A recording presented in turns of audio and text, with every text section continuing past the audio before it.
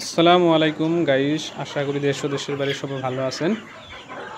আমার দেশি সোনালী মুরগির 300 পিস বাচ্চা এখানে আছে। এখন তো বড় হয়ে গেছে, 700, 800, 900 এরকম ওয়েট হয়েছে। এমনি আলহামদুলিল্লাহ সব ভালোই চলতেছে। এদেরকে দিনে মিনিমাম আমি পানি দিতেছি 3 থেকে 4 বার দিনে, কারণ এরা ঘন ঘন পানি চায়, না হলে অসুবিধা হয়। ঘন ঘন পানি না দিলে, ঠান্ডা পানি না পেলে কিন্তু ওরা পানি অত খায় না, তাহলে মুরগির বেমার হওয়ার চান্স থাকে। কারণ মুরগি এই গরমে যত পানি খাবে অতটুকু ভালো।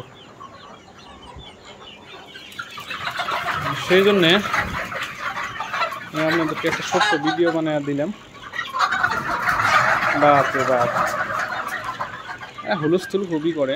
আর মুরগি ফার্মে প্রথম ঢুকে দেখবেন যে মুরগি সুস্থ আছে কি না।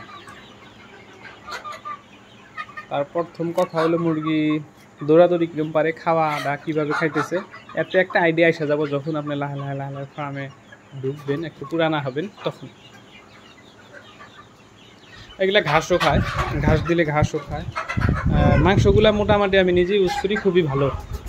আমি মোটামুটি আমার কাছে তো ভালো পাইতেছি, যেটা মিট পারপোজ।